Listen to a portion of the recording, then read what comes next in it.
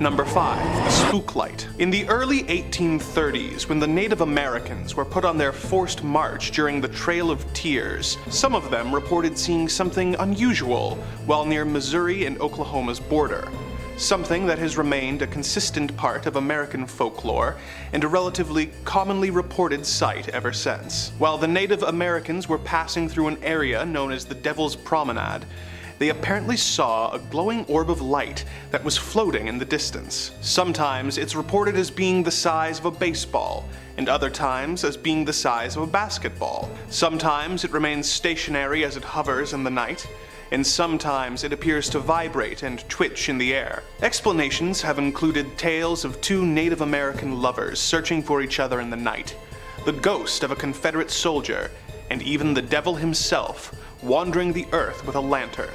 It has gone by many names, such as the Joplin Spook Light, the Hornet Spook Light, the Hollis Light, and the Devil's Jack-o'-lantern. The site of the Spook Light has become somewhat of a tourist attraction, with the area being especially popular around Halloween. But though scientists have speculated that it could be the result of a natural gas leak or car lights reflecting off a nearby river, this does not explain the dozens of sightings that occurred before the invention of the automobile. What if the cause of this floating orb is not the spirit of some lost soul trying to find their way home, but the manifestation of extraterrestrial activity? We've all heard plenty of stories of glowing orbs in the sky that have gotten closer and turned out to be starships from outer space. The Spook Light could perhaps actually be one of these unidentified flying objects. If you subscribe to the theory that aliens have not made direct contact with us because they are studying our species, it would make sense that this light would first appear during a major historical event where millions of displaced native peoples were forced into long marches. Perhaps the sightings since then have been follow-up studies of the area by aliens. If that is the case, and aliens were observing Earth during the Trail of Tears, let's hope they don't judge us for some of our most shameful behavior. Number 4. Funnel Ghosts. Tell me if this tale sounds familiar. A couple moves into an old house. It's a bit of a fixer-upper, but they believe they can put in the work and make it a home. They live there for a while, but when night falls, they take a photo and see something they don't expect. Not the typical idea of a ghost where the spirit looks like a past human, perhaps with a transparent appearance, but what is known as a funnel ghost. These spirits are often described as being swirling wisps or spirals of light that often appear in photos or videos, with little to no explanation. Often, when these funnel ghosts are seen, they are believed to be past loved ones or former residents of the home come back to say hello. But maybe these wisps are really visitors from another planet. If aliens are real, they clearly do their best to remain as hidden as possible from humanity. This would explain why UFO sightings are rarely reported in crowded, well-lit areas, and why they don't tend to be active on social media. Despite alien abduction stories where people are taken away to be studied and probed by our alien visitors, if you really wanted to study humans, it would be much more informative to study them in their natural environments. Obviously, little green men running around your home and watching you while you and your family eat would be suspicious. So maybe they've developed a way to hide in plain sight. An advanced species capable of interstellar travel and with spacecraft that are rarely seen by human eyes and hardly ever captured with any clarity on film could be using some kind of technology that reflects ambient light in order to keep them invisible. If we assume this technology is used to hide their ships, it is not unreasonable to hypothesize that this technology could be available for aliens on the ground. The strange shapes appearing in photos that we assume are ghosts are actually aliens studying us in our own homes, using a cloaking device to remain undetected and only being seen when a camera picks up their telltale shimmer. Number 3. Sightings at the West Point Lighthouse in PEI. When it comes to lists of spooky and probably haunted locations, lighthouses are surely near the top of the list, just under murder houses, ancient manors, and abandoned mental hospitals. Such is the case for our next entry. a lighthouse on the west point of the Canadian province of Prince Edward Island. The lighthouse was built in 1876, being passed from keeper to keeper until the operation was automated in 1963. The lighthouse was renovated into an inn, museum, craft shop, and chowder kitchen in the mid-1980s, and has been the source of tales of the supernatural ever since. Visitors often report rather stereotypical ghost activity, such as lights turning on and off, disembodied voices, and cold spots, sending a shiver up guests' spines. More interesting for the purposes of this list are the tales of a ghostly burning ship being seen in the nearby Northumberland Strait.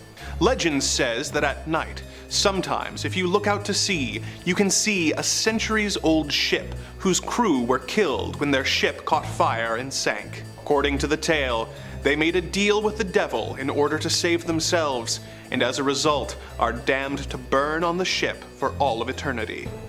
From the distance that the people who reported this burning ship would be from the boat, they wouldn't be able to make out with much detail on the apparition, especially at night when the ship appears in the vast majority of reported sightings. So, all they would really be seeing is a large, bright, flickering light coming towards the lighthouse that, through the context of the situation, they would assume was a ship. But it makes me think, there are so many stories of UFOs appearing as bright, shining, flickering lights that disappear just as soon as they appear. What if this burning ghost ship is actually an alien craft signaling with its lights? You may think, why would an alien ship be signaling anyone? But look at the situation from their perspective. You're flying around in your flying saucer above the waters of Canada. You see another bright floating light in the distance. You signal to let it know you are there, and when you get close enough to realize that it is not another alien craft, but a tower with a bright light on it that the humans have built on the cliffside, you realize and turn out your lights, causing your ship to seem to suddenly disappear to any humans who saw you. It might very well be a ghost ship, but the fact that it is so close to what would look like a floating light to the uninitiated makes me think this is just as likely. Number 2. Things moving on their own. Another common type of ghost is the alleged poltergeist. They are the type of spirit who enjoys their afterlife by messing around in your home with the intention of scaring you and causing as much property damage as possible. A common way these spirits apparently make their presence known is by moving objects and making them float through the air. Like when you hear a noise at night and go into the kitchen to investigate, only to find your mother's best china floating through the air before it suddenly drops to the floor, leaving you with one less token of remembrance to honor your loved ones with. But maybe this is not the work of a malevolent spirit, but simply a side effect of passing alien ships. When looking at various UFO sightings from across the world, some commonalities begin to emerge. The craft in question are often bright, shining lights against the dark night sky. They tend to appear and disappear just as quickly, and they often seem to be hovering or flying, seemingly on their own, with no visible means of propulsion. Or at least, none that we can see. Perhaps these alien craft are not flying with the use of rockets, but by manipulating gravity. If these ships are able to do this, they could use this to take away gravity under their ship, allowing it to hover or fly through the night. Something like this could affect the houses below it in a similar way that houses located near airports can have their contents rattled by passing planes. Perhaps when alien craft are negating gravity and flying overhead, they are unintentionally affecting gravity in the homes below them, causing things to float and move, not because of spirits, but because of gravity being manipulated. And once the ship has passed, the objects drop, making it seem like an evil spirit has destroyed these lighter objects out of spite for the homeowner. This would mean that people who are dealing with consistent ghost activity were actually just unlucky enough to be directly below an alien's commute. Number 1. Ghostly figures of the past. Everyone has heard some variation of a ghost story like this. You go into an old building that is hundreds of years old. At first, everything seems normal, when suddenly goosebumps break out across your flesh, as a chill runs up your spine. You turn and see something you don't expect. A figure from the distant past stands before you.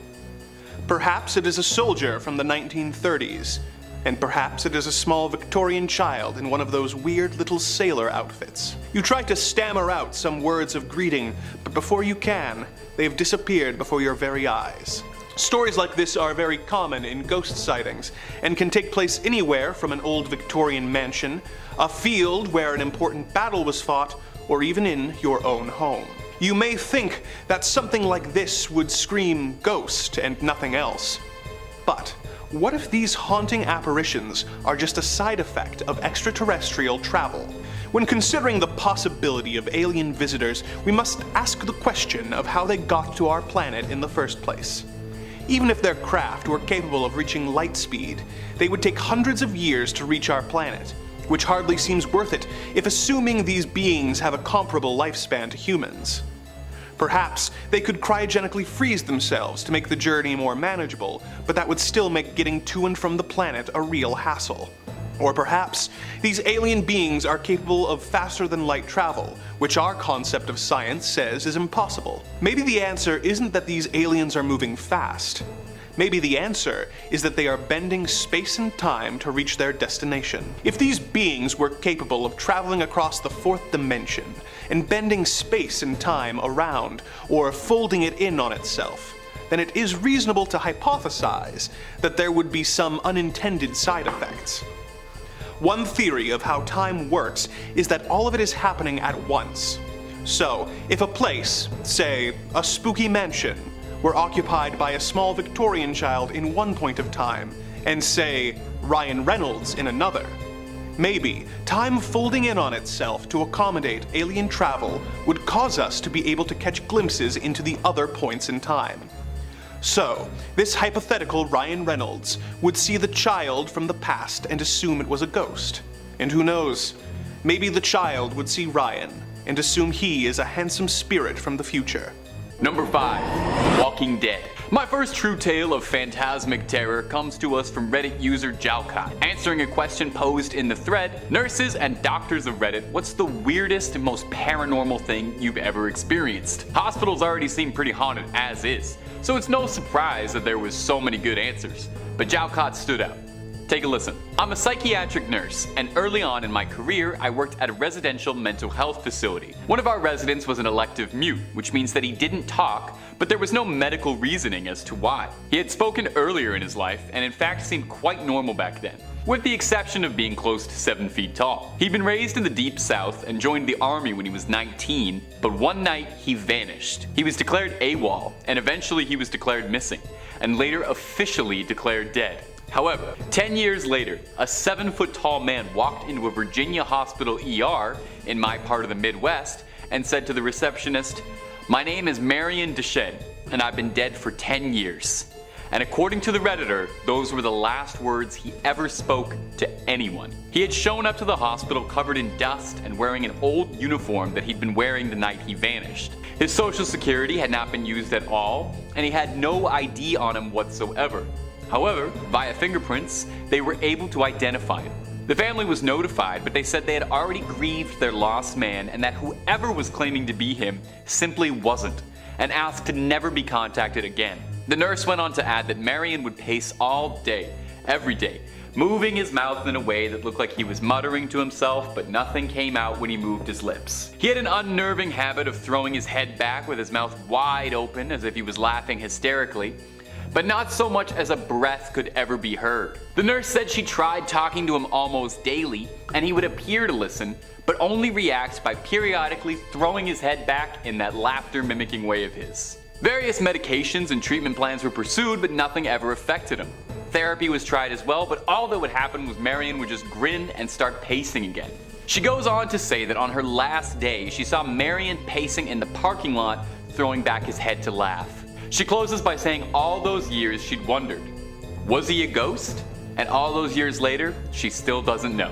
Click through and listen to as many top 5 scary videos as your ears can handle. Moving on. Number 4, the things that go bunk in the night. Now you would never ever believe this, but our next story comes from Reddit as well. A similar thread, a similar question. What's the most paranormal thing you've ever experienced? Lots of good ones to pick from, but this one from Mad Rampager really stood out for me. I used to be in the military. The training camp bunk that we lived in was said to be haunted. Occasionally, our stuff would go missing and reappear in weird places, like under our bed or inside a bag that we'd zipped up and stuff. No big deal, right? Weird things happen, and I mean human error and all that. Well, then came the instance that freaked everybody out. It was night after lights out, and my friend was on his phone texting his girlfriend. Most of us had been drifting off to sleep and we were lying on our beds when suddenly my friend heard the shuffling of feet from the corridor. So, thinking that it was our sergeant, he quickly hid his phone under his pillow, rolled over on his side, and tried to get to sleep. What happened next still chills me to the bone to this day. While he pretended to sleep, he heard someone right behind him at the other end of the bed saying, "Don't worry, you can continue to pretend to sleep." I could have dismissed this as a figment of his imagination, except me and 5 other people around him heard it. Creepier still, there was no one there. And weirdly, it sounded like the voice of a young girl that had said it. For reference, our camp was in the middle of an island and was set up away from the main admin building. The island had been closed by the government for army training purposes for the past 15 years, so there were definitely no civilians around, let alone any children. To make matters freakier, when we came back from our weekend home leave, there was a bunch of hair on his bed, neatly bundled up, long and jet black, and underneath his pillow was a note. "Remember me?" Now, as I said, we're in the middle of a forest, in the middle of an island, and at that point in time, there were no female recruits whatsoever on the island. Our bunks were locked for the weekend, and the duty sergeant had no idea what had happened. We never spoke about it again after that night, and it still chills me every time I think about it. Number 3, old friends. Our next story is from a Reddit thread asking, "What's your ghost story?" And I gotta point this one out just because it was too funny, but the original poster included the title in brackets, "Serious?" to deter any would-be paranormal pranksters. Just serious ghost stories, please. Luckily, Redditors obliged. User Barbed Cats shared this terrifying tale. "When I was 37, I went to my high school reunion. I flew into the nearest airport and rented a car. The distance was about 35 miles through a very rural and almost abandoned part of the country. About 3 miles outside of town, I see someone on the side of the road flagging me down. Up in the North Woods, no one ever leaves someone else stranded, and it would turn out that the guy standing there was somebody I'd actually been to school with, my old friend Jim. Jim gets in the car and we start talking, catching up. I hadn't seen him in 20 years, but he still looked the same, maybe just a little bit older. We get to town and I ask him if he wants to come to the reunion with me and have a drink. He says no, just take me back home. Jim's parents had lived only a few blocks from my grandmother's, and I turned in that direction, but he said to take him to the part of town that really was just the outskirts, up by the fairground and the cemetery. There was a mobile home park out there, and I figured that must be where he lived. When we reached the end of the turn, he said, "Just drop me off here. It was nice to see you again," and he walked off into the night. So I went to the high school reunion, met up with some old classmates, and we start to talk. Now please understand me here. I am stone cold sober, nor do I ever take anything harder than soda. Tired after a 13-hour flight, but I was completely sober. As we were talking about who was showing up and who wasn't, I mentioned to my old classmate that I just picked Jim up a few miles off east of town and had dropped him up by the fairgrounds. Now for some reason everyone got really quiet. Even the guy belting out karaoke stopped, and my cousin went white as a shirt. Barb. Jim died 8 years ago. Rolled his car. I start to feel really dizzy, and I go out to the car to take some deep breaths and decide whether or not I'm going crazy. And there on the seat was a newspaper printed 8 years ago containing Jim's obituary. I still have that damn paper. Every now and again, I take it out to stare at it, and I still wonder just what the hell happened that night. Number 2, Ghost on the Line. The next story comes to us from a thread asking law enforcement officers of Reddit, what is the creepiest call that you've ever been on? We got a very creepy answer from user Smokey Bonaparte sharing this creepy little tale. The Redditor writes, 911 dispatcher calling in. We received a call from an elderly lady who had trouble breathing. I had taken several calls from her before and her husband in the past, so I recognized the voice. I dispatched an ambulance to her residence and held her on the line trying to keep her calm while the ambulance was responding. Ambulances advised that they had a 15-minute ETA as she was in a very rural part of West Virginia. I'm talking to her just about her husband and how she was doing, and just making pretty standard small talk with her. The ambulance arrives and I let them know that she is in severe respiratory distress, and I still had her on the line. I let her know the ambulance is coming to her door, to go answer the door, and she says okay, and hangs up the phone. Oh, that's pretty normal, right? Well, here's where it gets very weird. The EMT and paramedic on scene call back about a minute after, and they say that no one is answering the door. We have a sheriff in the area pulling on scene about that time. The sheriff unit confirmed the address, and he's breaching the door to make access to the PT. 5 minutes go by, and the paramedic on scene radios to ask me who called. I tell him it was the elderly woman who lived on residence. He tells me he's going to call this in and he needs to speak with my shift supervisor. We get him over to the supervisor, and the supervisor confirms the same information I relayed, that it was all correct, and asks what's going on.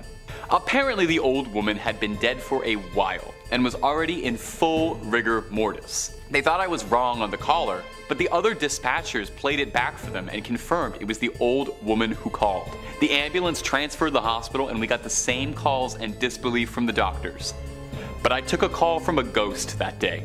Number 1. Uninvited Guest. Closing off our list is this story which chilled my spine like Sub-Zero. Coming to us from user Parole Model, which, hey, by the way, love the pun. It was from an Ask Reddit thread asking, what's the creepiest thing that's ever happened to you? Lots and lots and lots of good ones, but this one took the cake. So lend an ear. I used to visit my friend at her house out in a rural farming area before she moved. I'd sleep over a lot and we'd just hang out and draw. I usually slept in the living room and on the couch, and there were 2 mirrors in the room that were fairly close to the TV. When the TV was off and I was walking by, I started seeing shadows move behind me. I thought it might just be something off the TV screen, and then one evening I walked into the living room to get my sketchbook so I could sketch in her bedroom. I bent over and picked it up, stood up straight, and I looked in the mirror and saw a man behind me. A man standing in the hallway leading to the living room. He was average height, bald, and a bit old. I turned to look at him and no one was there. I turned to look at the mirror again and he was gone. I felt more than a little spooked. Another time we were just sitting in the living room and we heard what sounded like a kid's footsteps running across upstairs quickly. She had 2 adult siblings, but they were out at work leaving us all alone. Around that time I decided to sleep in my friend's room instead of the living room, only to wake up in the middle of the night to see 4 posters slowly get peeled off the wall. No, it wasn't just them falling and dragging each other down. It looked as if someone was carefully unsticking the tape and removing them. The next morning my friend put them back up saying, well, I need to get some better tape. She and her family eventually moved out because they couldn't afford to keep living there anymore. We'd never really talked about anything that had happened in that house, as if talking about it might actually make it worse. But after she moved, I finally confronted her and said it. I said, dude, your house was haunted. I hope you knew that. She replied, yeah, we knew it was. Some guy and his granddaughter used to live there, but he took her life and then took his own. So it was probably them or something. I never told you because I didn't want to scare you. Later, she would dig out a copy of a news article she got from a local paper about the crime. The picture that went with the article was the exact man I saw all those years ago. Okay. I gotta start looking at some of the cute cat picture subreddits, or maybe ones with like little monkeys going on adventures after that. Need to clear myself out. Number 5. The Octavius. The Octavius became more than just a legend in 1775 when a whaling ship named the Herald found it aimlessly drifting off the coast of Greenland. The scary part? With all of its crew frozen dead by the Arctic cold's mist and winds. To add to the spookiness, the ship's captain was even found sitting at his desk with a logbook in front of him, finishing a log entry from 1762. The Octavius was a legendary 18th century ghost ship. According to the story, the 3-masted schooner was found west of Greenland, boarded as a derelict. The 5-man boarding party found the entire crew of 28 below deck, completely frozen solid, and almost perfectly preserved. The captain's body was supposedly slouched over the table in his cabin, pen in hand, with the captain's log in front of him. In his cabin, there were also the bodies of a woman and a boy covered with a blanket, and a sailor with a tinderbox in his hand trying to stay warm. The boarding party took only the captain's log before leaving the vessel, trying not to touch the remains or evidence of what possibly could have been the reason for the lost ship at sea. The last entry from the logbook was November 11th, 1762, which meant that the ship had been lost in the Arctic for 13 years. Can you imagine?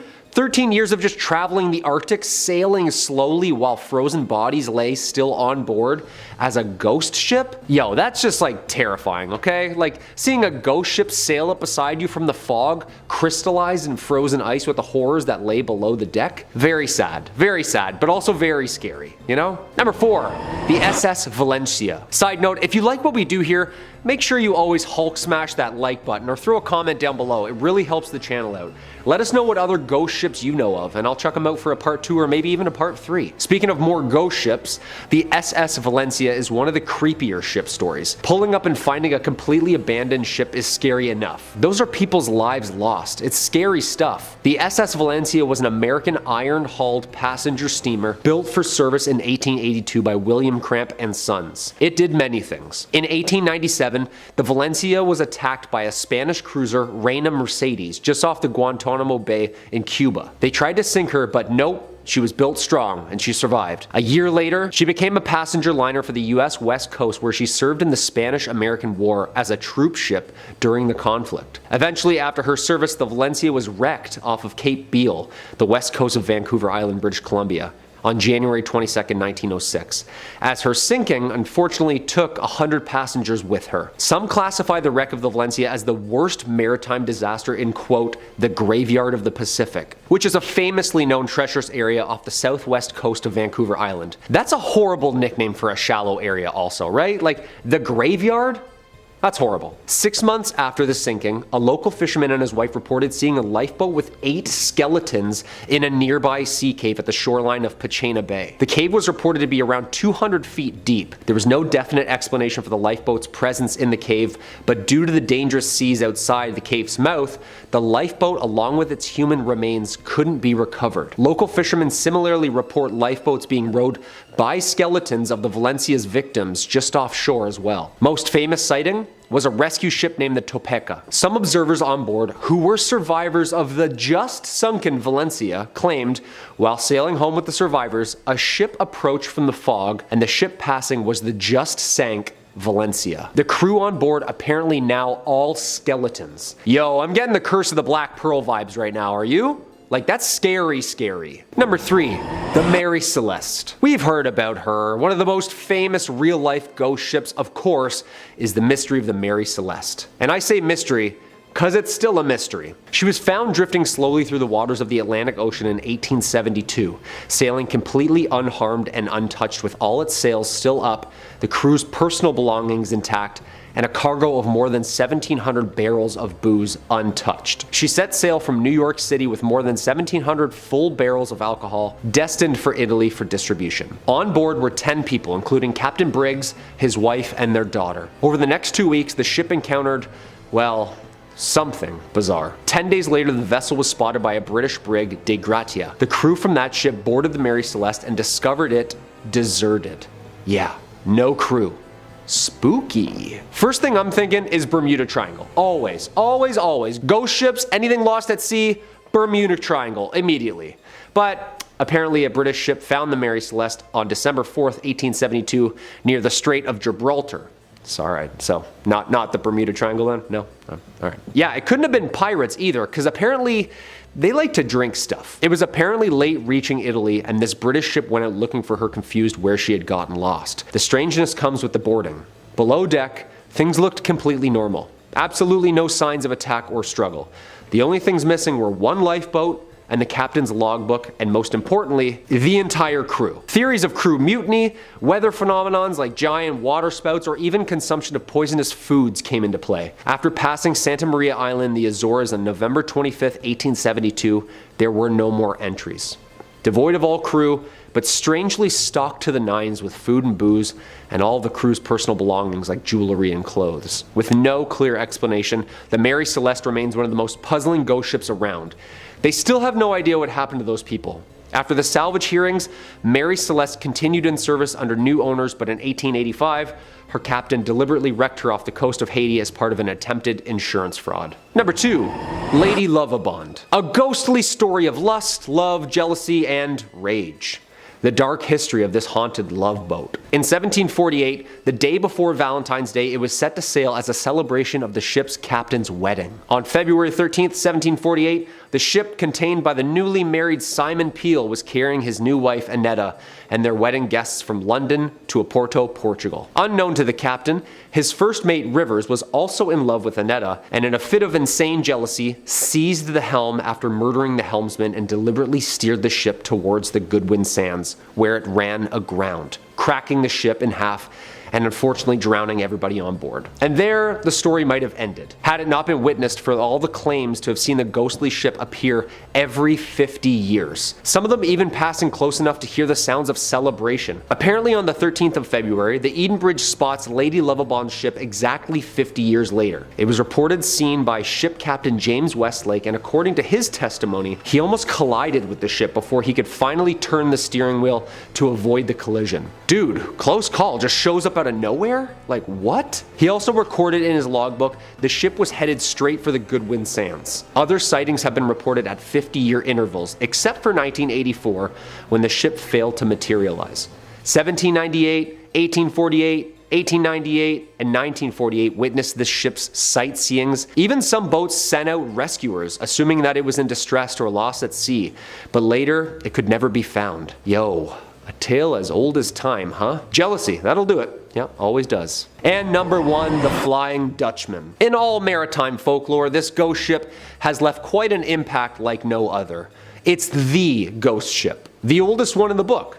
Well, maybe not the oldest, but definitely the most prolific and well known. The Pirates of the Caribbean, the Dead Man's Chest is literally the story of this. The legend, Vanderdecken, the captain, is on his way towards the East Indies with the confidence and determination. He tried to steer his ship through the horrid weather conditions of the Cape of the Good Hope, but failed miserably. Even after, of course, vowing to drift until his own demise, you see, he apparently signed a little deal with you-know-who. He swore that he would succeed through the perils of waves even if he had to sail until his judgment day. The devil apparently heard his oath and took him up on it, and now the Dutchman is condemned to stay at sea forever. Legend says that since then, they have been cursed to sail the oceans for eternity.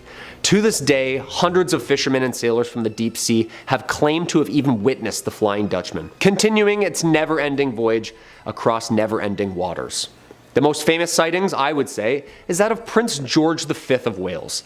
He was on a 3-year voyage in 1880 with his older brother Prince Albert of Wales and their tutor. The prince's log records say the following for the pre-dawn hours of July 11, 1881 near Australia. Quote, 4 a.m. The Flying Dutchman crossed our bows. A strange red light as a phantom ship glow, which lights the masts, spars, and sails of a brig 200 yards distant as she came up on the port bow, but on arriving there was no vestige or nor any sign whatever of a material ship. Seen right away to the horizon, 13 persons altogether saw her. That's a prince writing, so yeah, that's pretty good source material, I'd say. This is horrific. Imagine a ghost ship faded by red light pulling up towards your ship in the middle of the night, then just cruises on by.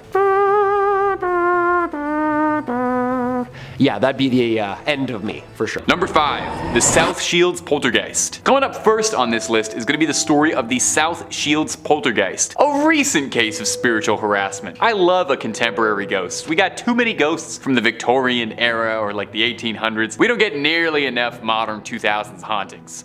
Anyway, in 2005, an anonymous couple living in England had begun reporting seeing strange things happening around the house. Their furniture would be dragged along the ground, which is odd, but stranger things have happened. Doors left open, again, bizarre. But it was when they'd come home and found the chairs stacked on top of each other, they began to suspect that something odd was happening. One evening, the couple was asleep, and the wife had been struck in the back of the head with a doll, one of her son's toys. When she sat upright, she found herself being pelted by an onslaught of toys thrown across the room, as if G.I. Joe himself was leading the offensive. Dolls and blocks thrown at them from the hallway. They tried to cover themselves up with the comforter, but found that whatever entity that had taken up residence in their home had other ideas, and they found themselves pulling back at this invisible force. This horrifying encounter would culminate in the husband waking up and discovering 13 clean red cuts all over his skin, and a burning, searing pain on his back. That same morning, the couple discovered a rocking horse that had been hung from the ceiling,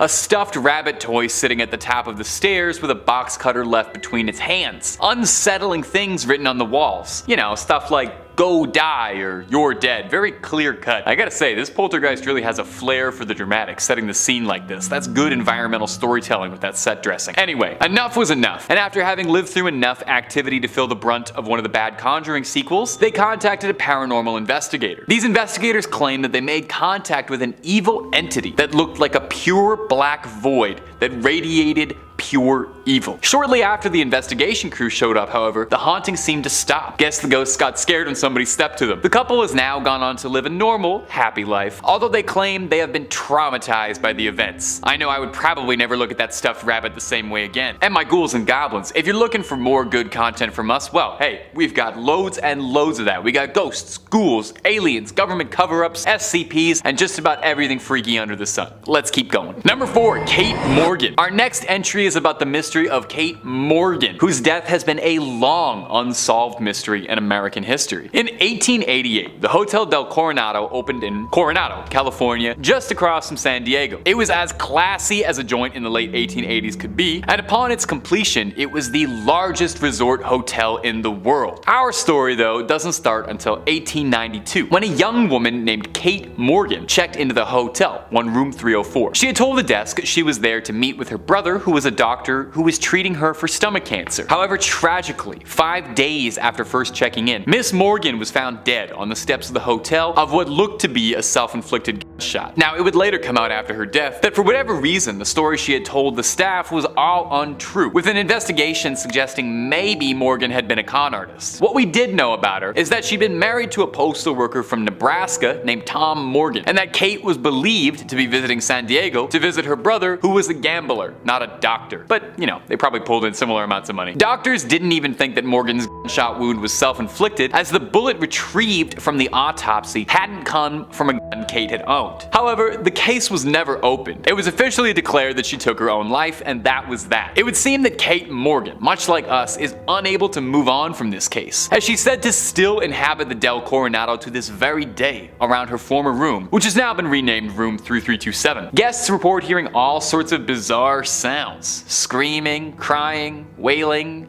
laughing, all while staying in the room, reporting erratic and chaotic noises pretty much all hours of the night. Weirdly too, guests claim that while staying in 3327, the temperature of the room will change in bizarre ways, as if there'll be an intense, freezing cold front that lasts for a few short minutes and dissipates, or electronics malfunctioning. And this seems made up, but I did just get a cold, shock while reading through this, so she might be in the room with us recording right now, and if you are, Kate, hope you're doing well. So is Kate's ghost still checked into the hotel, doomed to wander the property until the crime can be solved? We may never know. Number 3, the Black Monk. Our next story is going to take us down to England yet again, this time in lovely Yorkshire. The scene was 1966. The Pritchard family lived quietly and under the radar, certainly expecting no trouble and definitely not expecting to be haunted. They just moved into their new house and were settling in when they started to notice some odd, troubling things, all the usual signs of a paranormal haunting. Strange scratches, strange noises at all hours of the night, furniture shifting around. Those sound like the telltale symptoms of a poltergeist to me. They assumed it might just have been something natural because they've never seen a movie in their life, I guess. The mind just never wants to assume it's ghosts. It was as they were approaching a year of living in that new estate that the Pritchards truly became aware of what they had inadvertently welcomed into their lives. It seemed as if whatever entity that was haunting the Pritchard house had a keen interest in the family's younger members, primarily the young student Diane. On one occasion, she claims she felt herself being dragged across the hallway by her neck, and she even showed welts and bruises all over her neck afterwards. A red handprint was burned around her throat. Foregoing subtlety at this point, this is when the entity started to make itself manifest to the family, apparating as a dark-robed, hovering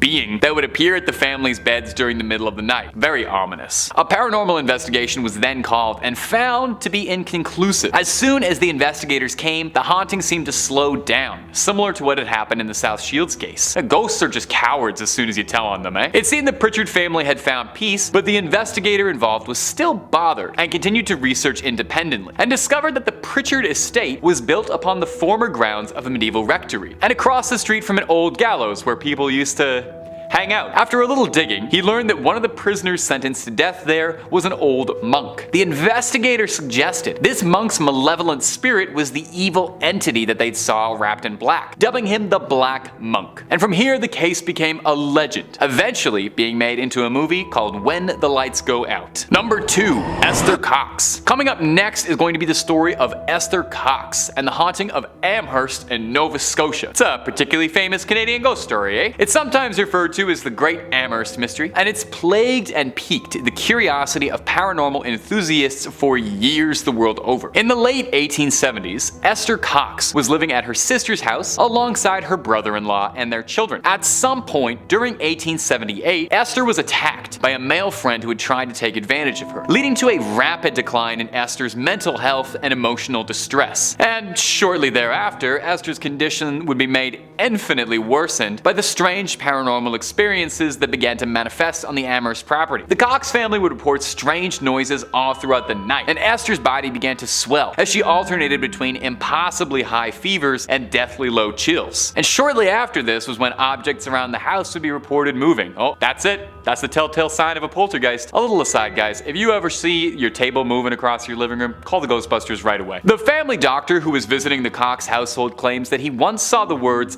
"Esther Cox, you are mine to kill," written on the wall by the headboard. He tried to sedate her, but discovered that it really didn't do much to stop supernatural doings. Stressed and out of options, Esther thought that moving houses might be enough to stop the curse. But sadly, whatever is haunting her had their hooks in deep, as the ghosts would follow Esther through every house she moved to. Evidently, the spirits found this greatly offensive, as one of the houses Esther would move to would burn down while she was staying at it, resulting in Esther's arrest for arson and eventual conviction. Esther pleaded that she was innocent, and even witnesses backed up this, saying that everything Esther had been claiming had occurred as she'd said. But the old "a ghost did it" is an argument that rarely holds up in court, and Esther spent a year inside a cell. She was released in 1879 and would find a husband and raise a few children, seemingly free from the curse that once sought out to destroy her life. And number 1. Honest Abe. Would you believe that one of the most famous and most reported ghosts in American history is none other than the great emancipator himself, Abraham Lincoln? Honestly, Honest Abe gets seen more than just about any other ghost. Since his assassination, there have been numerous sightings of undead Abe wandering through the halls of the White House. Eleanor Roosevelt, of the Beatles fame, kept her study in what was formerly Lincoln's bedroom, pretty much just asking to bump into a ghostly stovepipe hat if you move into his bedroom. Roosevelt claimed that over the years she lived there, she could feel his presence and would sometimes see apparitions of him out of the corner of her eye. And while her husband was president, a number of other sightings would occur. A young clerk claimed that he saw Lincoln's spitting image, clear as day, sitting on the foot of a bed polishing his boots. On a visit from the Netherlands, Queen Wilhelmina claims that when she was spending a night inside the White House, she was visited by Lincoln's ghost knocking on her door. Calvin Coolidge's wife claims to have seen her on more than one occasion as well. First ladies were really out there seeing Lincoln. Claims that she saw him with his arms clasped behind his back, lost in thought looking out into the Potomac River. Wise. Winston Churchill had said that during the Second World War, he felt like he could see Lincoln's ghost coming to when the country needed him the most, and he also shared the most direct encounter and probably the funniest one. Now, Churchill used to love to relax by taking a long hot bath while enjoying a cigar. On one occasion, he says he stepped out of the bath, took a cigar, and walked into his bedroom and saw a man standing in the bedroom already, giving him quite a shock. He said when he saw the man's face, he laughed and said, "Good evening, Mr. President. You have me at a disadvantage." He claims he saw Lincoln chuckle wryly, then disappear. Presidents Truman, Roosevelt, and Hoover have all claimed to have seen inexplicable things around the White House, claiming they were all signs of Lincoln. In the last few decades, however, reportings of sightings of old Abraham Lincoln have calmed significantly. Perhaps he's finally been able to move on, or perhaps he's just very slowly checking out the rest of Washington, D.C. There's a whole lot of tourist spots and monuments to work through, and maybe he just got really caught up on the White House tour. He's got all the time in the world now to check them all out.